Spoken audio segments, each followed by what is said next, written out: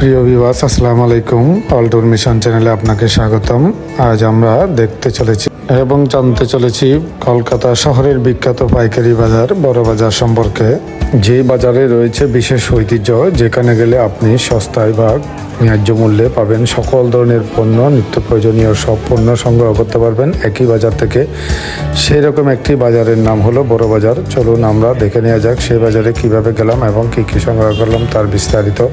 যেহেতু আমরা হোটেল নিয়েছিলাম মার্কেট স্ট্রিটে, বাংলাদেশ থেকে যে কোনো পর্যটক আসলে মার্কেট স্ট্রিটে হোটেল নেওয়ার একটা প্রবণতা রয়েছে, সেই হিসেবে আমরা মার্কেট স্ট্রিটে হোটেল নিয়েছিলাম। সেখান থেকে আমরা বের হয়ে নিউ মার্কেট হয়ে চলে আসলাম ধর্মতলা বা এসপ্ল্যানেড, কলকাতা শহরের প্রাণকেন্দ্র এবং ঔপনিবেশিক আমলের অনেক ভবন এখানে রয়েছে।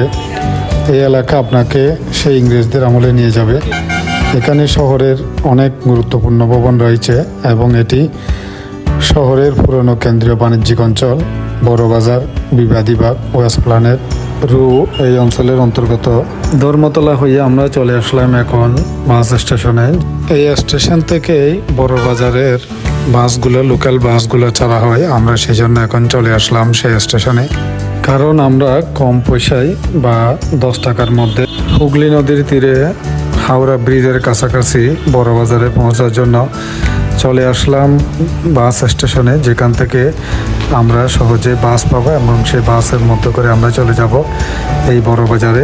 ভ্রমণকে সাশ্রয়ী করতে গেলে আপনাকে খুঁটিনাটি বিষয়গুলো জানা থাকতে হবে। আমরা এখন মার্কেট থেকে বড় বাজার যাচ্ছি, যেখানে পাইকারি দরে সব কিছু বিক্রি করা হয়। বাংলাদেশ থেকে আসলে আপনি যদি পাইকারি দরে কিছু কিনতে চান, তাহলে আপনাকে অবশ্যই বড় বাজার যেতে হবে। বড় বাজার হলো এখানে আপনাকে পাইকারি জিনিসপত্রের জন্য নিয়ে বললে বিশাল এক বৃহৎ বাজার।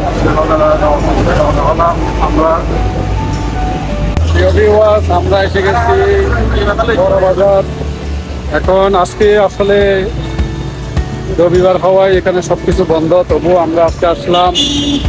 এখন আমরা বড় বাজারে আছি, দেখেন সব দোকানপাট বন্ধ আছে, এখানে বন্ধের দিন। তবুও আমরা আজকে যখন এসেছি, আমরা যতটুকু খোলা হয় বা টুকিটাকি কিছু করবো। তো বড় বাজারটা আসলে দেখতে আসলাম হাওড়া ব্রিজের কাছাকাছি। আপনারা দেখতেছেন, অর্থাৎ হাওড়া ব্রিজ পার না হলেই এটা হলো বড় বাজার। পাশে Howrah bridge, Howrah rail station.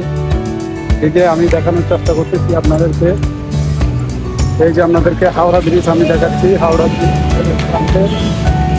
আপনারা দেখেন, হাওড়া ব্রিজ। তো আমি আজকে বড় বাজারে ফলে কিছু খোলা পাই কিনা আমরা দেখবো। যদি খোলা না পাই তাহলে আমরা চলে যাব। তবে চেষ্টা করবো আমি আপনাদেরকে দেখানোর জন্য। বিভিন্ন দোকান আমরা ঘুরে ঘুরে দেখতেছি খোলা আছে কিনা।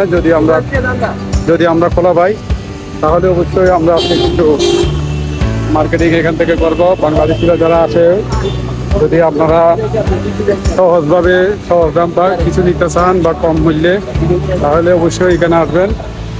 আমরা এখন হাওড়া এই বড় বাজারে আছি। হাওড়া রেল স্টেশন, হাওড়া ব্রিজের আগেই বড় বাজার। এখন আমরা এই বাজারে ঢুকলাম। আসলে প্রায় দোকান এখানে বন্ধ, আজকে বন্ধের দিন। যেহেতু আমি আগেই বলেছি, তো আমরা যতটুকু পারি আজকে যদি পাই কিনবো, না হলে আমরা আবার কালকে আসবো ইনশাল্লাহ। মোটামুটি দেখার মতো যায়, বা প্রথমবার এসে আমরা একটা জিনিস জানার মতো একটা পরিবেশ তৈরি হলো।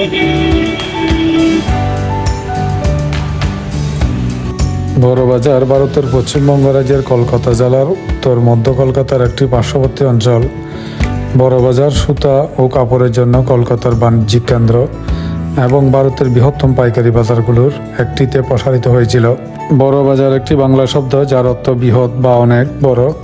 তবে আরও একটি তথ্য আছে, আশেপাশের শিবিরের জনপ্রিয় নাম বুরু, তার নামে এর নামকরণ করা হয়েছিল বলে মনে করা হয়। পূর্ববর্তী স্থানীয় বণিকদের ক্ষমতাচ্যুতকারী রাজস্থানবাসী বণিকরা এটিকে বারু, বাংলায় বড় বানিয়েছিলেন। 18 শতকের সময়ে কলকাতার বাজার সুতানুটি হাটের দিকে এগিয়ে যেতে শুরু করেছিল। বাজারটি প্রায় 500 বিঘা জমি ছড়িয়ে গিয়েছিল ও আর একটি 400 বিঘা আবাসিক এলাকা আচ্ছাদিত ছিল। শেঠ এবং বসাক ছাড়াও সেখানে সোনার বণিক মল্লিক এবং তাদের সমমানের অন্যান্য লোক ছিল। তাদের সমৃদ্ধি এবং আড়ম্বরে ওই দিনগুলিতে কিংবদন্তি হিসেবে রয়ে গেছে। তুলনামূলক কম স্বল্পতার বণিকও ছিল। উদাহরণস্বরূপ হিসেবে এখন যেটি কলকাতার রাস্তা নামে পরিচিত, তার আশপাশের এলাকায় ঢাকাপট্টি বা শাহাদের বাসস্থান ছিল। ঢাকা থেকে আগত কাপড় ব্যবসায়ীরা ঢাকা, মুর্শিদাবাদ ও কুসিম বাজারের মতো কাপড় উৎপাদন কেন্দ্রগুলির সাথে শেঠ এবং বসাকদের ঘনিষ্ঠ যোগাযোগ ছিল। পশ্চিমবঙ্গ সরকার ফুস্তা বা বড় বাজার পাইকারি বাজারটি কোন অঞ্চলে সরিয়ে নিয়ে যাওয়ার প্রস্তাব দিয়েছিল, কিন্তু এখানকার ব্যবসায়ীরা ওই অঞ্চলে পরিকাঠামোগত অসুবিধার কারণে সেই প্রস্তাব গ্রহণ করেনি। ভিশন 2025 নামে একটি 20 বছরের পরিকল্পনা অনুসারে কলকাতা মহানগর অঞ্চলের সামগ্রিক উন্নয়নের স্বার্থে ফুস্তা বাজার বা বড় বাজারটি নিউ টাউনে সরিয়ে নিয়ে যাওয়ার প্রস্তাব রাখা হয়েছে। এই বড় বাজারে যেমন রয়েছে পণ্যের বিশাল সমাহার, কাপড় থেকে শুরু করে নিত্য প্রয়োজনীয় সকল পণ্যেরই রয়েছে পাইকারি ও খুচরা দোকান। যে কোনো কিছুই আপনি এখানে কম মূল্যে বা স্বল্প মূল্যে বা ন্যায্য মূল্যে আপনি পাবেন, যার জন্য এই বাজারটি বিখ্যাত। তাই যেখান থেকে আসেন না কেন, বাংলাদেশ থেকে বা কলকাতার যে কোনো প্রান্ত থেকে আসেন না কেন, যারা শৌখিন প্রিয় মানুষ এবং বিভিন্ন পণ্যাদি কেনার জন্য আগ্রহী, তারা এই বাজারে যে কোনো সময় যে কোনো পণ্য সংগ্রহের জন্য আসতে পারেন। তবে মনে রাখবেন, সপ্তাহে 6 দিন এই বাজার খোলা থাকে।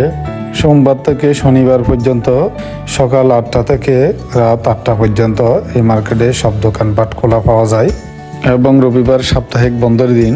তো ভিউয়ার্স, আজকে এই পর্যন্ত। আবার দেখা হবে আগামী ভিডিওতে। যদি আমার ভিডিওটি ভালো লাগে, লাইক কমেন্ট করে আপনাদের গুরুত্বপূর্ণ মতামত জানাবেন এবং আমার চ্যানেলে নতুন হয়ে থাকলে সাবস্ক্রাইব করে বেল আইকনটি প্রেস করুন, যাতে আমার নতুন নতুন ভিডিওগুলো আপনাদের কাছে পৌঁছে যেতে পারে। ভালো থাকুন, সুস্থ থাকুন। ধন্যবাদ। খোদা হাফেজ।